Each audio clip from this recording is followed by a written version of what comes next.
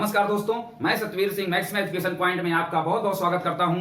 जैसा कि हम लोग देख रहे हैं कि वनडे एग्जामिनेशन जिसमें आपका क्या है, एसएससी हो या बैंक हो या फिर यूपीएससी के पेपर, बीईओ और यूपीएससी पीसीएस प्री को लेकर के हम लोगों ने साइंस विषय से सामान्य विज्ञान में हमने देखा कि भौतिक विज्ञान में हमने लाइट या प्रकाश के चैप्टर को समाप्त किया। उसी प्रकार से जीव विज्ञान में हमने क्या है, पहला चैप्टर जिसे साइटोलॉजी कोशिका विज्ञान के नाम से कहते हैं, उसको हमने समाप्त किया है। अब हम आपको टॉपिक वाइज कंफर्म करेंगे कि किस तरीके से चीजों को हमको टॉपिक वाइज पढ़ना है और वहां से आते हुए क्वेश्चन को टिक करना है। सबसे पहले हम देखेंगे, देखिए दांत के बारे में। सबसे पहले हम यहां पे देखेंगे दांत के बारे में। आज का जो टॉपिक है वह है दांत। परीक्षा में दांत से महत्वपूर्ण एक प्रश्न आपकी परीक्षा में पूछा जाता है, इसलिए हम दांत के टॉपिक को उसका पूरा पोस्टमार्टम करते हुए उसके बारे में आए हुए प्रश्न के बारे में बात करेंगे। तो सबसे पहले दांत, जिसे हम इंग्लिश में क्या कहते हैं, टीथ के नाम से जानते हैं। तो सबसे पहले हमें यह पता होना चाहिए कि दांत हमारे शरीर में क्या भूमिका निभाता है। तो आप लोग जानते हैं कि जो भोजन हम लोग खाते हैं मुख गुहा से, ग्रास नली से होते हुए हमारे क्या है, एब्डोमेन पेट अमाशय में होते हुए छोटी आंत बड़ी आंत में जाता है। तो वहां पास जो भोजन है वो क्या होता है, ये टुकड़ा हम लोग क्या रोटी का टुकड़ा लेते हैं, इसको क्या है, खाते हैं। तो दांत क्या कार्य करता है, वह भोजन को कई टुकड़ों में तोड़कर क्या है, पाचन में सहायता करता है। सबसे बड़ा कार्य या सबसे महत्वपूर्ण कार्य दांत का यही है। क्या करता है, भोजन को, देखिए दांत के बारे में अगर हम बात करें तो भोजन को कई टुकड़ों में तोड़कर पाचन में क्या करता है, सहायता करता है। यह दांत का महत्वपूर्ण कार्य है। अब हम बात करेंगे मनुष्य की। तो मनुष्य में कई प्रकार के दांत पाए जाते हैं, तो इसलिए हम लोग कहते हैं मनुष्य एक प्रकार का विषम दंती प्राणी है। क्या है, मनुष्य, यहां देखिए नोट करके आप देखेंगे, क्या देखेंगे कि मनुष्य एक प्रकार का विषम दंती प्राणी है। मनुष्य एक प्रकार का विषम दंती प्राणी है। यह प्रश्न भी आपसे पूछा गया है कि मनुष्य में किस प्रकार के दांत पाए जाते हैं, तो वहां पास हम लोग विषम दंती ऑप्शन को टिक कर देते हैं। अब हम लोग बात करेंगे दांत की बाहरी संरचना के बारे में। दांत की संरचना या बाहरी संरचना। तो यहां पास जब हम दांत की संरचना को बनाएंगे तब आप देखिए, मान लेते हैं हम यहां पास एक संरचना को देखिए बना रहे हैं, जैसे यह इस तरीके से आप लोग देखे होंगे, कुछ इस तरीके से अगर हम दांत को बनाएं,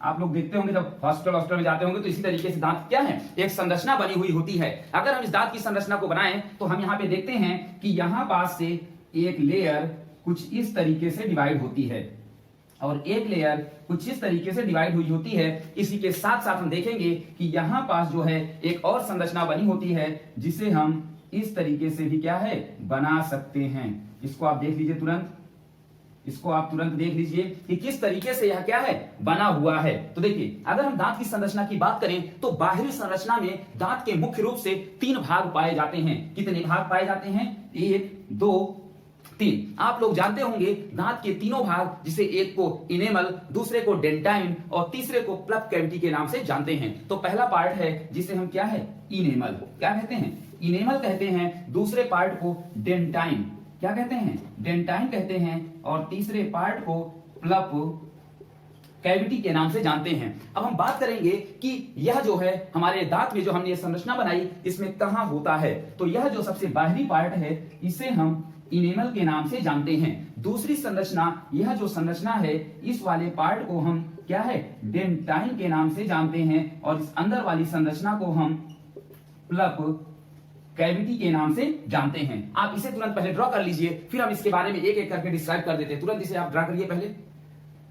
यह जो है तीनों पार्ट है। देखिए जिस प्रकार से हम एक एक करके आपको बातों को बता रहे हैं, आप जितनी भी वनडे परीक्षा आप देंगे, एसएससी से लेकर के पीसीएस लेवल तक, अगर सामान्य विज्ञान में दांत से कोई भी प्रश्न आया हुआ है या आएगा तो इसी लेक्चर से सारे के सारे प्रश्न आ जाएंगे। इसलिए अभी भी समय है, जितने भी लोग नहीं जुड़ पाए हैं वो लोग चैनल को सब्सक्राइब जरूर कर ले। तो देखिए हम बात करते हैं 3 पार्ट की, इनेमल, डेंटाइन, प्लप कैविटी। तो सबसे पहले हम बात करेंगे इनेमल के बारे में। किसके बारे में, इनेमल के बारे में। क्या क्या फैक्ट होते हैं यही पास आप नोट करते जाइए। तो इनेमल के बारे में सबसे पहला फैक्ट जो यह होता है कि यह जो है दांत की सबसे बाहरी संरचना होती है। क्या है, दांत की बाहरी सफेद संरचना होती है। इसके बारे में क्या लिखेंगे, दांत की बाहरी कैसी सफेद संरचना होती है। दूसरी बात आप करेंगे तो इसमें तंत्रिकाएं नहीं पाई जाती हैं, या हम दूसरा पॉइंट कहेंगे कि इसमें क्या है, नोट करते जाइए, तंत्रिकाएं नहीं होती हैं। दो बात। तीसरी बात आप देखेंगे कि मानव शरीर का सबसे कठोरतम भाग इनेमल होता है।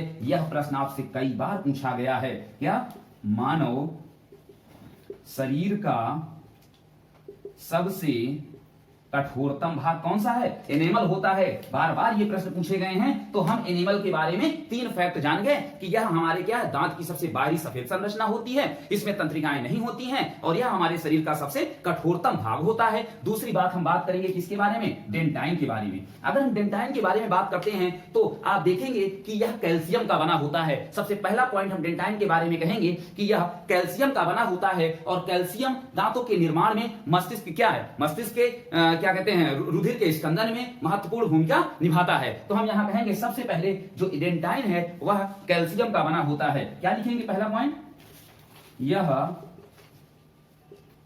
कैल्शियम का बना होता है, यह कैल्शियम का बना होता है। और अगर कैल्शियम है तो दांतों के क्या है, जो क्या कहते हैं निर्माण में है, उसके लिए ये क्या बहुत ही महत्वपूर्ण भूमिका निभाता है। तो दांतों के साथ साथ यह कैल्शियम होने के कारण रुधिर के स्कंदन में महत्वपूर्ण भूमिका निभाता है। किसके लिए, रुधिर के स्कंदन में। रुधिर के स्कंदन में कैल्शियम, जानते हैं कि दांतों क्या कैल्शियम की जब इसमें क्या होता है, टूट फूट हो जाती है तो उसमें कैल्शियम फिल करते हैं। इसका मतलब है कि कैल्शियम दांतों के निर्माण में और उसके साथ साथ रुधिर के स्कंदन में कार्य करता है। दूसरी बात हम करेंगे कि इसमें तंत्रिकाएं नहीं पाई जाती हैं, इसमें भी तंत्रिकाएं नहीं पाई जाती हैं। इसीलिए इन 2 बातों को हमें एकदम से याद कर लेना है कि जब हम लोग अपने दांतों को घिसते हैं, ब्रश करते हैं, तो दर्द नहीं होता है। ऐसा क्यों, क्योंकि यह है दांत की सबसे बाहरी संरचना जिसे हमने इनेमल कहा।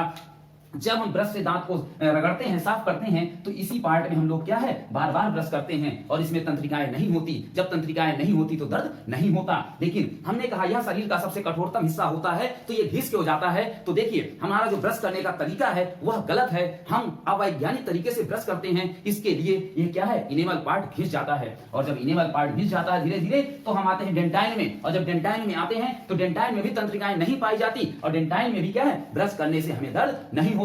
लेकिन समस्या उत्पन्न होती है इसके बाद, जब बात आती है कहां पास, प्लब कैविटी में। जब प्लब कैविटी में बात आएगी तो इसका मतलब हम एक परिभाषा बना सकते हैं कि प्लब कैविटी, ये देखिए ये तीसरा पार्ट है आपका प्लब कैविटी। तो इसके बारे में अगर हम 2 पॉइंट की बात करें तो प्लब कैविटी में तंत्रिकाएं पाई जाती हैं। क्या है, प्लब कैविटी में तंत्रिकाएं पाई जाती हैं। तो हम बात प्लब कैविटी के बारे में। तो प्लब कैविटी के बारे में अगर हम पहली बात लिखेंगे तो इसमें क्या है, तंत्रिकाएं पाई जाती हैं। और अगर तंत्रिकाएं पाई जाएंगी तो जब और भोजन क्या है इसके संपर्क में आएगा और जब आपस में संपर्क करता है तो हमें क्या होता है, दांतों में दर्द होता है। इसका मतलब धीरे धीरे करके जब इनेमल और डेंटाइन पार्ट घिस जाते हैं, जब बात पहुंच जाती है कहां तक, प्लब कैविटी तक, तब जाकर के आप देखेंगे कि दांतों में क्या है, दर्द शुरू होता है। और यही सबसे बड़ा कारण है, इसका कारण कि हम लोग अवैज्ञानिक तरीके से ब्रश को करते हैं। तो बात समझ में आ गई होगी कि एनिमल को हमको क्या है, बचा के रखना है, और डेंटाइन को बचा के रखना है। अगर हम इन दोनों को सेफ नहीं करेंगे तो प्लब कैविटी तक आते आते फिर मसूड़े क्या हो जाते हैं, खराब हो जाते हैं। ये बातें एकदम से क्लियर हो जानी चाहिए। अब हम एक बात और इंपॉर्टेंट फैक्ट की बात करेंगे यहां पास, आप तुरंत उसे सुन सकते हैं और नोट भी कर लीजिए। अब देखिए क्या होता है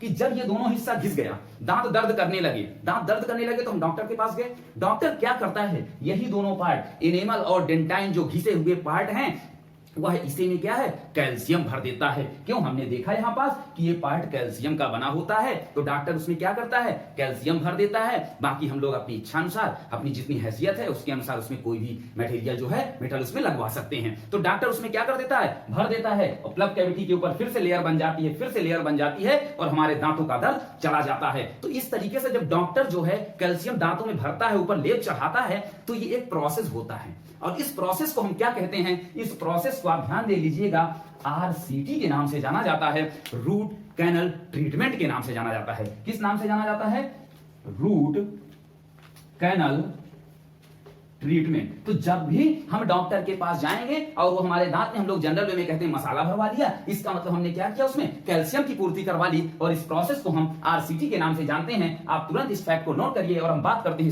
इसके बाद जो है हम बात करेंगे दांत के प्रकार के बारे में। किसके बारे में? दांत के प्रकार के बारे में। तो जैसा कि आप लोग जानते हैं, दांत जो है मुख्य रूप से 4 प्रकार के होते हैं। कितने प्रकार के होते हैं? 4 प्रकार के होते हैं, जिन्हें हम इंसीजर, कैनाइन, प्रीमोलर और मोलर के नाम से जानते हैं। जिसमें एक का नाम है कैनाइन, ये जो पहला आपका आता है यह है इंसीजर। क्या है? इंसीजर।